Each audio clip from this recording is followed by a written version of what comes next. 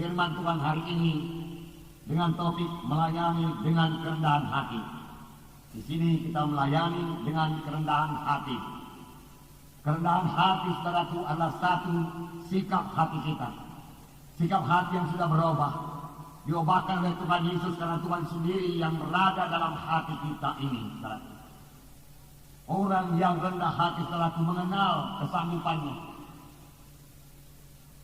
Masih banyak kekurangan. Dan karena itu dia bersandar kepada Tuhan. Dan Tuhan tidak pernah mempermalukan orang yang berserah kepadanya.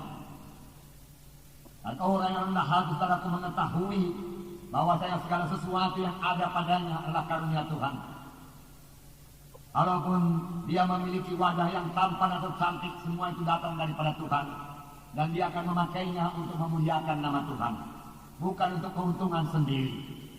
Walaupun dia diberkati Tuhan dengan berkat yang berkelimpahan, semua daripada Tuhan.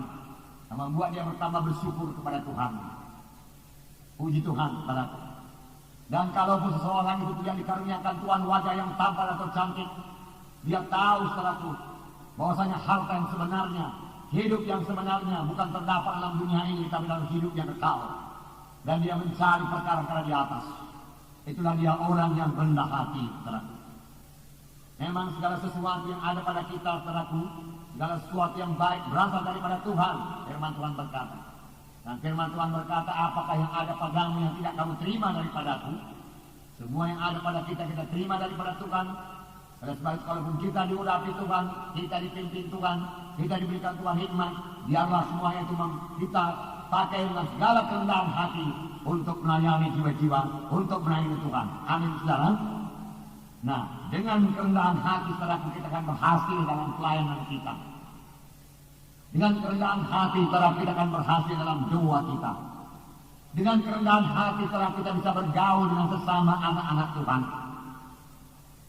Dan ini sangat perlu dalam kelompok sel. Kalau seorang pemimpin kelompok sel cukup rendah hati, saudaraku, dia bisa mengenal semua anggota-anggotanya dalam kelompok sel tersebut. Dan ini akan sangat menolong dia dalam mendoakan anggota-anggota kelompok sel yang satu persatu. Saya percaya kuasa doa. Seorang pemimpin kelompok sel yang berdoa buat anak-anak Tuhan di kelompok selnya, pastilah diberkati Tuhan. Baik pemimpin kelompok sel yang berdoa, baik anak-anak Tuhan dalam kelompok sel tersebut akan diberkati Tuhan. Karena Tuhan kita Tuhan yang mendengarkan dan menjawab doa. Oleh sebab itu, pada saudara pemimpin kelompok sel, wakil pemimpin kelompok sel, dia dalam kelompok sel saudara-saudara saling mendoakan. Dan saudara mengenal semua anggota-anggota kelompok sel saudara. Dan saudara mengenal saudara persoalan-persoalannya. Saudara mengenal kekuatan-kekuatannya. Saudara mengenal panggilannya. Saudara mengenal kelemahan-kelemahannya. Dan itu semua saudara bawa di hadapan Tuhan. Dan saudara sampaikan kepada Tuhan dalam doa yang bersungguh-sungguh dengan segala kerendahan hati. Jangan pernah menganggap saudara itu lebih tinggi daripada mereka, lebih rohani daripada mereka, saudara lebih berhikmat daripada mereka. Saudara, kita sesama anggota tubuh Kristus, masing-masing ada kelebihan, ada kekurangan, tapi kita ini semua saling melengkapi satu sama lain. Demikian juga halnya dalam kelompok sel, kita perlu saling mendoakan biar pemimpin kelompok sel, saudaraku, merasa dirinya tidak lebih tinggi, saudaraku, dari anggota-anggota kelompok sel, saudaraku, walaupun dia yang melayani, saudaraku. Karena, saudaraku, pemimpin KKS bukanlah suatu jabatan, saudaraku, bukanlah satu kedudukan, tapi satu pelayanan yang dipercayakan Tuhan kepada saudara. Supaya pelayanan saudara boleh sampai kepada maksud Tuhan, supaya pelayanan saudara boleh berbuah, yaitu saudaraku kelompok sel saudara berbelah menjadi dua, dan kemudian datang jiwa-jiwa baru lagi yang saudara layani dia dengan mengenal dia, saudara dengan bersekutu dengan dia, sehingga dia kemudian menjadi murid. Semua yang terlaksanakan dengan rendah hati, maka kelompok saudara akan berhasil dan saudara memberi buah kepada Tuhan. Dengan kerendahan hati, saudaraku, kita lebih mudah menginjil. Karena, saudaraku, kita tidak akan merasa segan-segan untuk mendatangi rumah tangga yang di sekitar kelompok sel kita. Karena kita sudah cukup rendah hati untuk datang kepadanya, mengabarkan Injil Tuhan kepadanya. Inilah berkat-berkat daripada rendah hati, saudaraku. Biar semua kita memiliki, saudaraku, kerendahan hati ini, saudaraku. Ini terjadi karena Yesus yang rendah hati tinggal dalam kita. Nanti yang kita bacakan ayat yang mengatakan, marilah kepadaku kamu sekalian yang letih lelah dan beban berat, aku memberi sentosa kepadamu. Belajarlah kepadaku, karena aku rendah hati dan lembut hati, maka kamu akan mendapat ketenangan. Maka kamu akan mendapat ketenangan bagi jiwamu, firman Tuhan berkata. Haleluya. Nah, saudaraku, saudaraku, ya, pada waktu mereka masih bersama-sama dengan Yesus belum begitu dewasa, mereka masih mencari yang terbesar di antara mereka. Mereka tidak merendahkan diri satu sama yang lain, dan Tuhan Yesus menegur mereka. Saya percaya mereka menerima teguran Tuhan dan mereka berubah. Saya akan membacakan pada Markus 9 ayat 33 sampai 37. Bukalah Alkitab saudara, bersama-sama kita membacanya. Markus pasal 9 ayat 30 sampai 37. Markus pasal 9 ayat 33.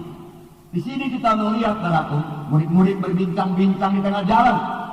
Mereka bukan memperbincangkan penginjilan, mereka bukan memperbincangkan saudaraku pengorbanan Tuhan Yesus, mereka belum mengerti.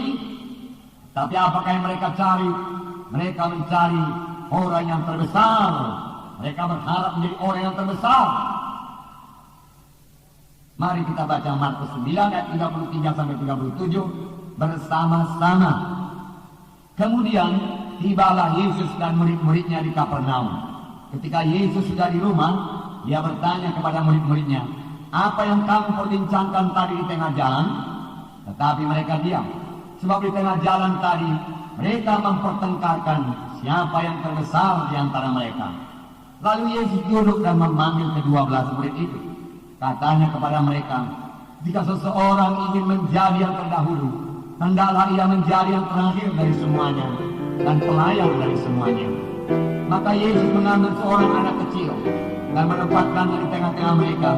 Kemudian ia memeluk anak itu dan berkata kepada mereka, barang siapa menyambut seorang anak seperti ini dalam namaku, ia menyambut aku.